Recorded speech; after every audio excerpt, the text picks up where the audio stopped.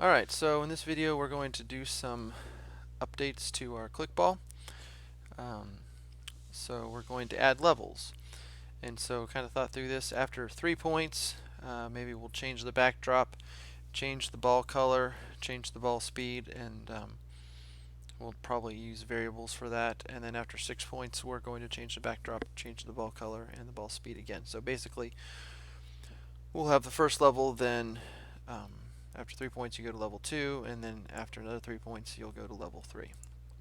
So uh, one of the things that we can deal with is we can ask ourselves, where do we want to put all of this code?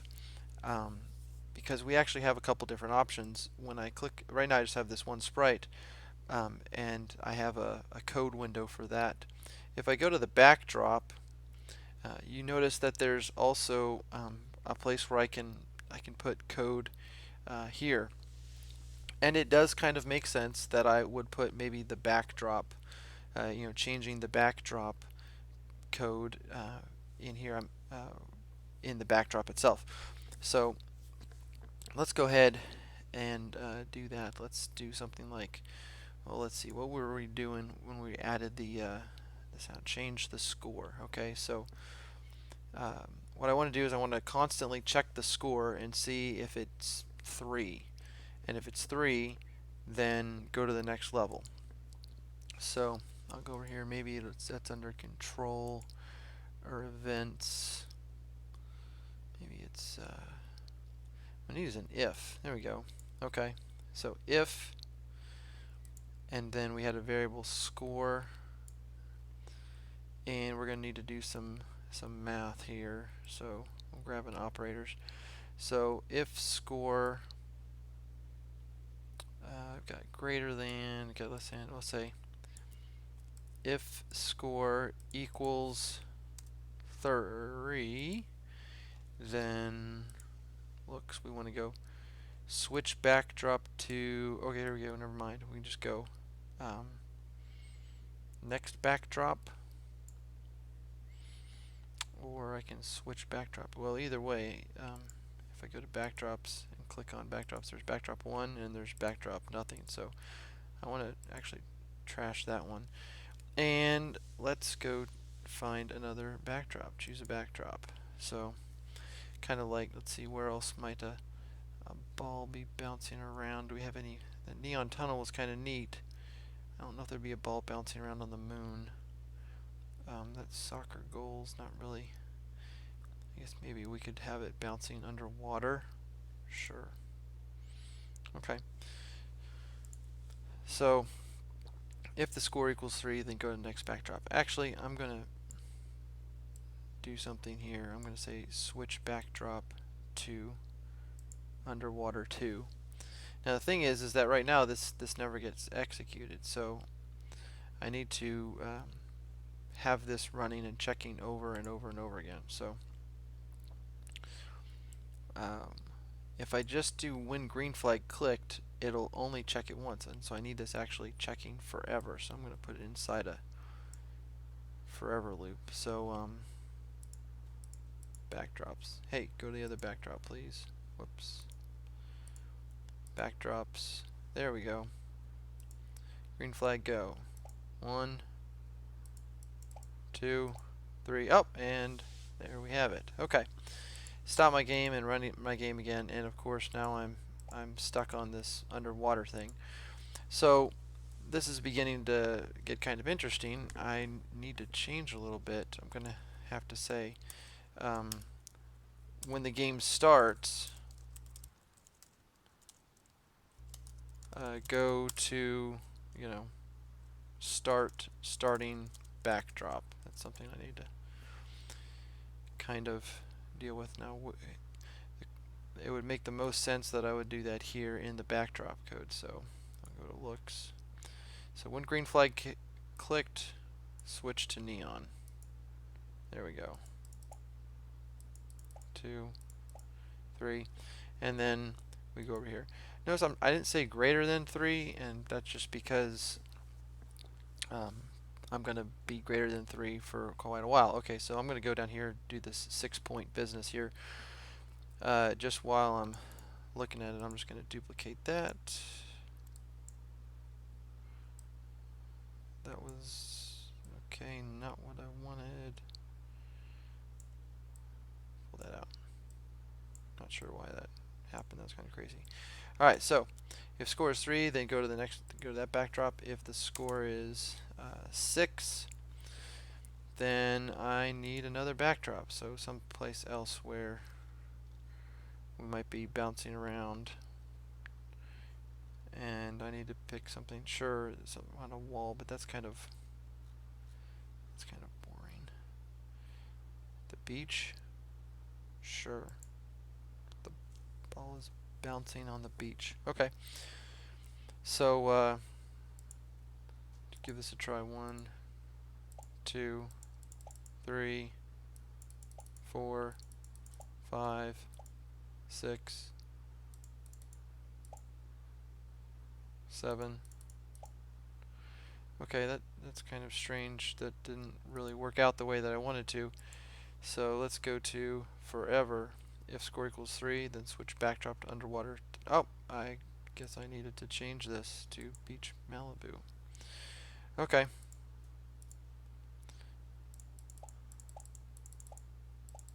Four, 5, 6. There we go. Okay. So we've got go to the starting backdrop. Check after 3 points. Change it. And let's also change the ball color. That seems, we can make this kind of interesting. So I do really like this code right here, so I'm going to kind of pull it over there. And I'm going to see if I can drag it and drop it there in the ball. Okay. So if I click on the ball, there we go. That's good. So I'm going to go back and delete this code block. Go to the ball. Do we have other costumes? Oh, look at that. Lots of other costumes there for the ball. So this is inside a forever loop, but I need it to start at one point. So when green flag is clicked, if score is equal to 3, and I'm going to trash the backdrop. I want, though, to change the looks, and let's just say, so when I'm going underwater, perfect, ball B, it will kind of blend in. When I go to 6, so that's going to be the beach ball, perfect, ball C. Let's do that, switch costume to ball C. And remembering my starting situation when the game starts, change ball color to, our initial ball color. So it's kind of like I'm thinking about how I want to go from level 1 to level 2 and level 2, and how I want to change on 2 to 3. But I'm in the process. I'm actually thinking about what my starting situation needs to be. My initial value, so to speak. So when the green flag is clicked, switch the costume to ball A. So here we go. So 1, 2, 3. Oh, and we changed the ball color, which is what we wanted. Alright, so the game's getting kind of a little bit interesting. I guess I could, if I wanted to, I could also change the color and things like that. I mean, not the color, but the sound effect. That would have a theme, a beach theme, an underwater theme, things like that. I'm going to let you kind of explore that on your own.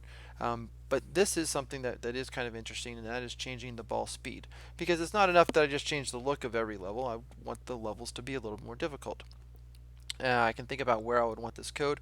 It would make the most sense, since I'm talking about the ball, that I would put the code here where the ball is.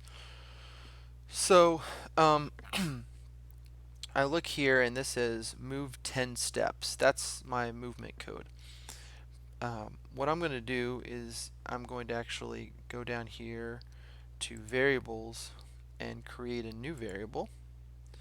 And I'm going to call this move dist for move distance. I'll say available for all sprites so that anybody can see it. But so move distance, you can see it automatically put that little display there. I'm gonna forget that for right now. And I'm going to, instead of saying move 10 steps right here, I'm going to say move distance steps. And then at the very beginning, I'm going to set move distance to 10. And so when I start the game now, nothing really should have changed. I just said set move distance to 10, and then now down here I'm going to move 10 every time. So that's no big deal. But the neat thing here is whenever I change levels, so to speak, and I'm changing the costume and stuff like that, I can also change move distance. So I'll switch the costume, and then I'm going to change move distance by 5. Now notice I do have a change move distance by 5 or set move distance to a new number, but I'm going to just bump it up 5, so it should be going 15. We'll see if that makes a noticeable difference here.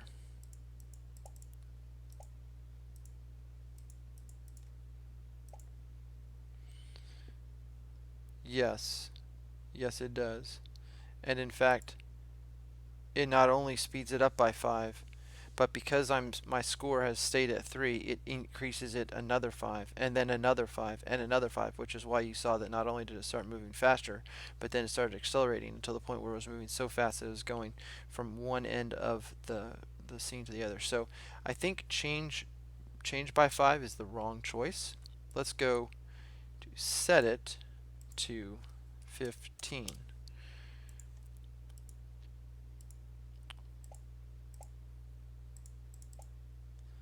Alright, I can see that it's changed its value a little bit, and it's definitely moving faster.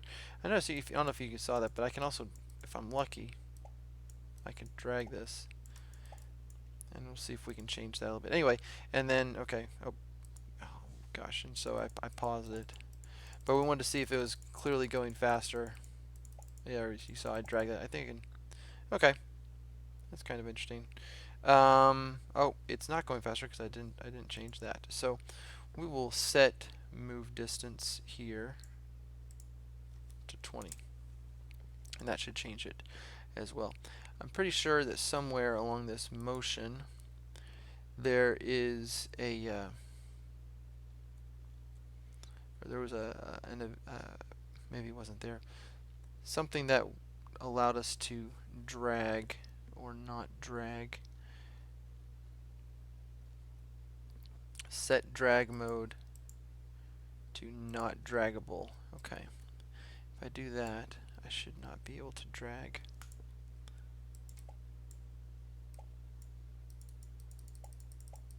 Yeah, I can't drag anymore.